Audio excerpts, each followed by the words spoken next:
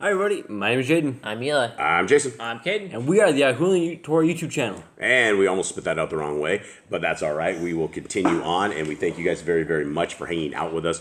We appreciate you guys. We love you guys, and we are deep into Revelations here. And before we get into this, well, actually, we'll get into it, and then I will go back to something here that is interesting, because there's a lot of things in this chapter that people seem to either not get or once we go through it, I think it'll be better for everybody. All right, so let's begin. Revelation 9. How you guys doing? Good. How's everyone? You guys alive? You got this dog at the door doing what dogs do, trying to get out. Dog cutting my leg, doing what dogs do. And for anyone who has never heard any of this series at all, we are the people who what, boys? We believe that the laws, statutes, commandments, the Torah, the first 5 books of the Bible are forever. They were never abolished. No disciple, no apostle ever got rid of them. The Messiah never got rid of them. The laws are still here, and we should be following them. And when you say Messiah, who is our Messiah? Who do we... We know him as Yehoshua because that is his Hebrew name, a Hebrew man. He wasn't born in America. He wasn't born in Greece. He was born in Israel. Yeah. So he's a Hebrew man. So his name is Yehoshua. Hebrew man, right. Okay, so let's begin. This is going to be an interesting chapter. Let's discuss this, see what we can find. And the 5th messenger sounded, and I saw a star from the Shemaim, which had fallen to the earth, and the key to the pit of the deep was given to it. And he opened the pit of the deep, and smoke went up out of the pit, like the smoke of a great furnace. And the sun was darkened, also the air, because of the smoke of the pit. All right, so what's interesting though, yesterday we had a 7th messenger, right? There's all these different messengers. We have 7s of everything. Today we're dealing with a 5th messenger, and it says, and the 5th messenger sounded, which is a trumpet, and he saw a star from the heavens fall to the earth. And then it talks about a key of the pit of the deep was given to it. Now, what do we know of the pit of the deep? What is this potentially? It could be Sheol, or it could be like hell. Yeah, it could be a hell. We also know that some of the fallen angels were tossed down in holes with hurled and sharp, jagged stones. There's a lot of different things here. But when this happens, they open the pit of the deep, smoke comes out, and the smoke like a great furnace. So basically it's just a blackened smoke, and the sun was darkened, also the air, because of the smoke of the pit. Now, what do we make of this? Because if this happens let's say this happens in Geneva, right? The pit's open in Geneva and smoke comes out. Is it going to affect our sun here? I would assume so. I don't think so. I think it's too far away to see anything. I don't think you would ever see anything. So if we were to see something like this, it would have to be a massive smoke. Like there would have to be smoke like you, and they've had like in Iraq when the North Americans went in and attacked the Iraqis back in 15 years ago, 10 years ago, whatever it was. They used to light, some of the Iraqis were lighting oil fields on fire, and they would go up to, because they didn't want the Americans to take the oil fields, they would flip the things over, light these things on fire, and it was nearly impossible to get these fires out. But the smoke coming off of it was just enormous. It was just everywhere. But we never saw anything in North America. We never saw anything anywhere. We saw it on the news, and we never ever saw any kind of smoke. And so this would be interesting. We don't know what we're doing. We're simply discussing what this could possibly be. Okay, 3. And out of the smoke, locusts came upon the earth, and authority was given to them as the scorpions of the earth possess authority. Okay? What do you guys make of this? Because pretty soon we're about to describe these locusts, and these locusts aren't like the little... These locusts are strange creatures. They are strange creatures. And so we know what a locust is. What is a locust, gentlemen? It's like a big grasshopper. Like a grasshopper, yeah, like a grasshopper. We've all seen them, and they are squishable. You stick them at the end of a hook for fish bait, and you toss them out, and you catch big fish with them, things of that nature. And they're not something that, by themselves we would probably be too scared of. However, there were plagues in Egypt with locusts as well.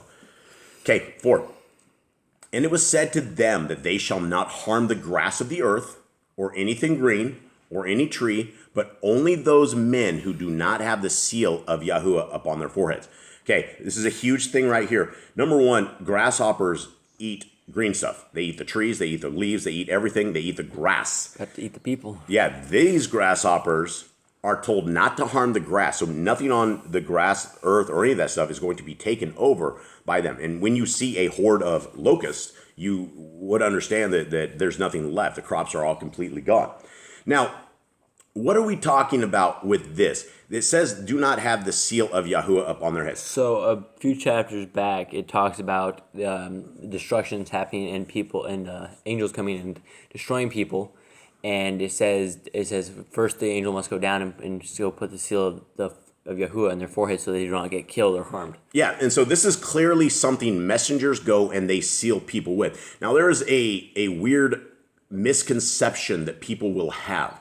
People believe that the seal is the name of Yahuwah, and that if you do not know the exact name of Yahuwah, you won't be sealed.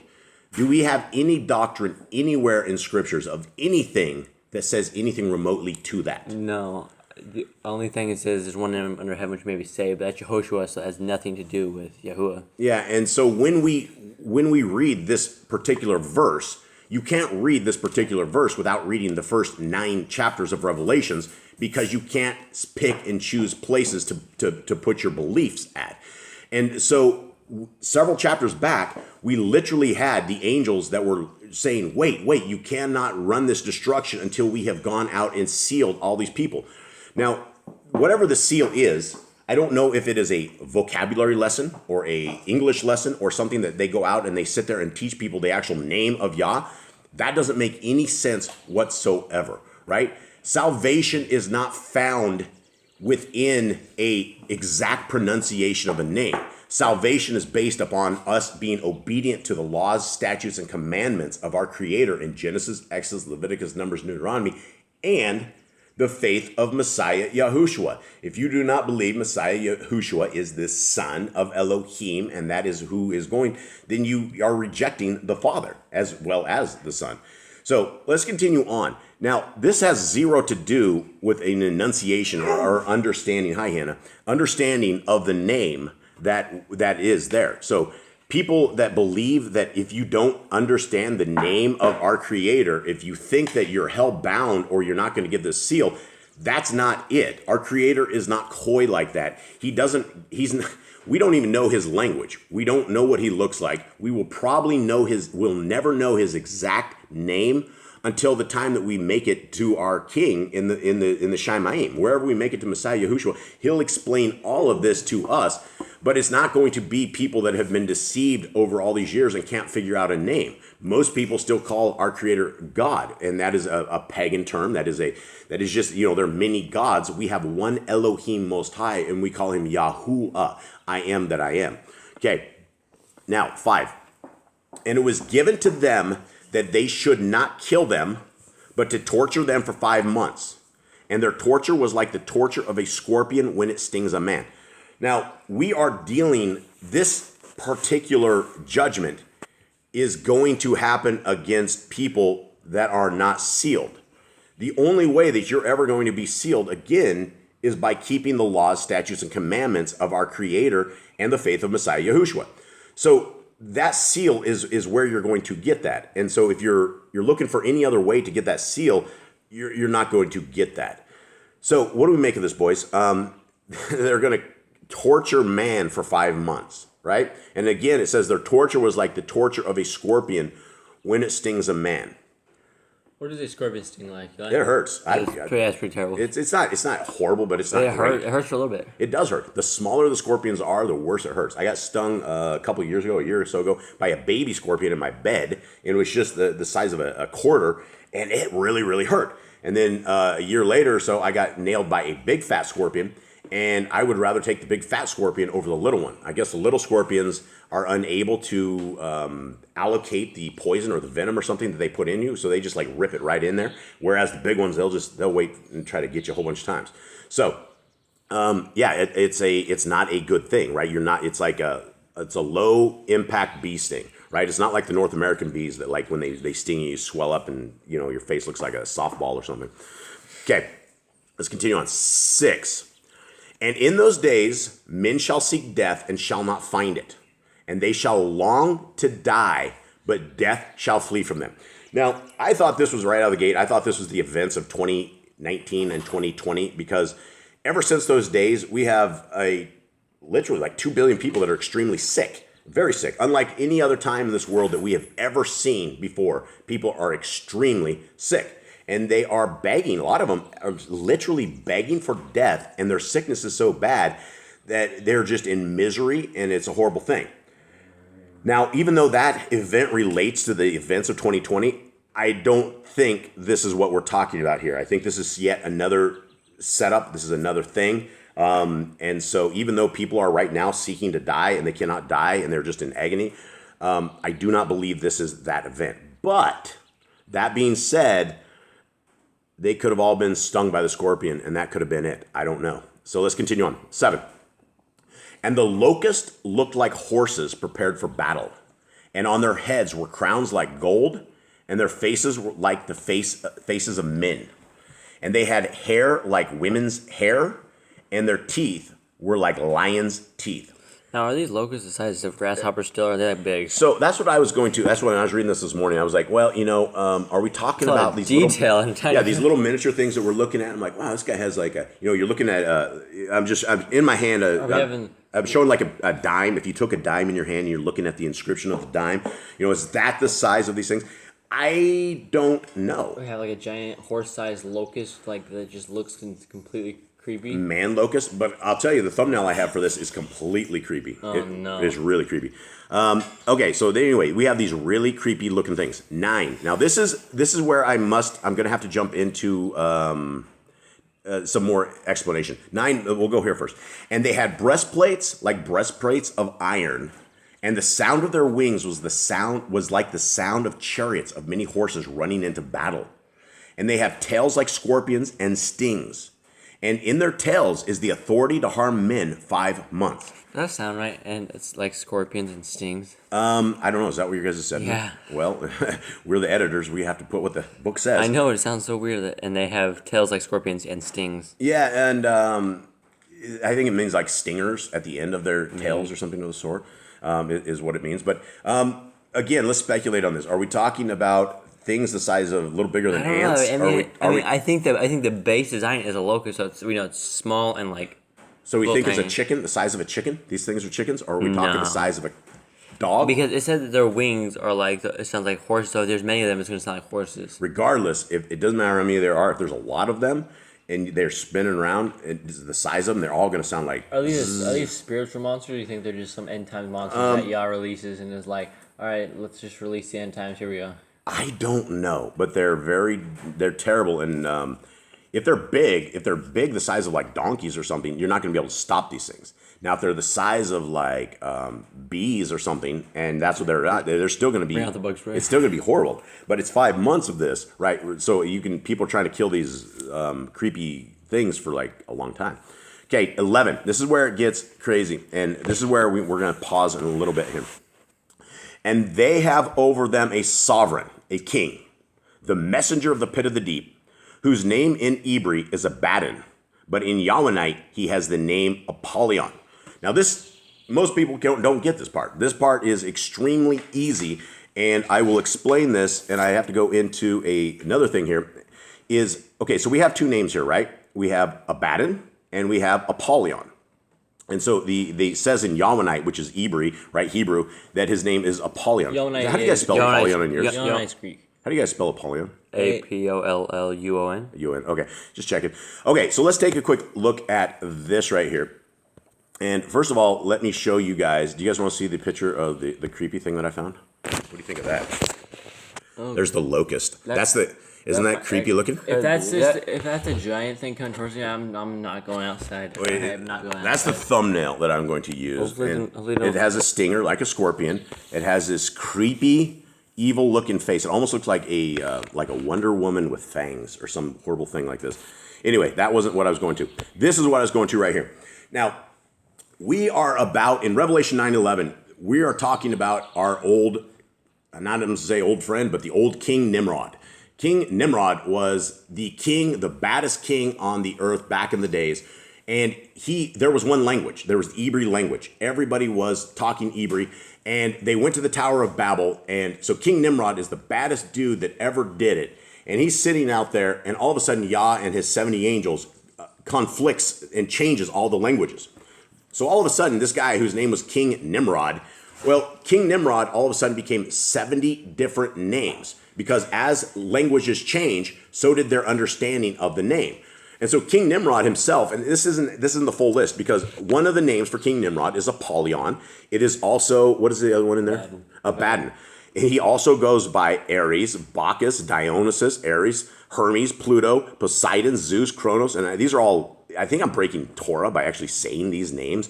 I hope I'm not. I think I am, though. So let's ask for forgiveness when we're done on this, because this is very important that everyone understands that all these, like Tammuz, Moloch, Baal, when you say Lord, this lowercase Lord, every one of these names, including Apollyon and Abaddon, is Nimrod. And so let's head back up over to this. And when we are talking about King Nimrod coming out of a pit, what do you guys make of this? Go ahead. I don't know why he's coming out of a pit. I don't know why he's coming back, but I guess he comes back, and I guess maybe he leads destruction on the world.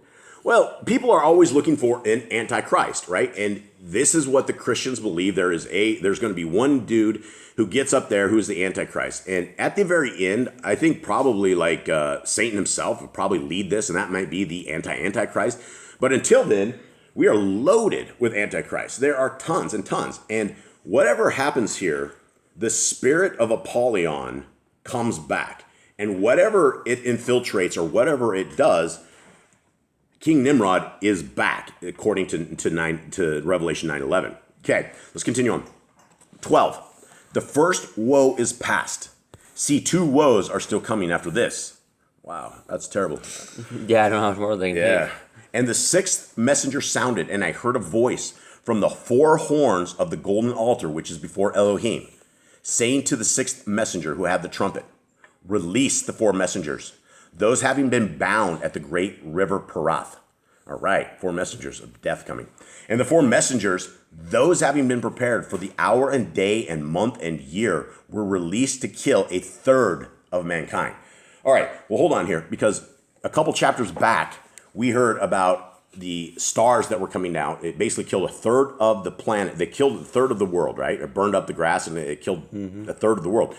Is this another 1/3 of the world, do you guys suspect, or is this the same judgment? I think they're here for the people this time. Like, I don't think anything else really killed too much of the people. I think the bitter water killed some people, but like 1/3 of the water destroyed, 1/3 of the grass, the other thing destroyed. But I think this is killing 1/3 of the people itself.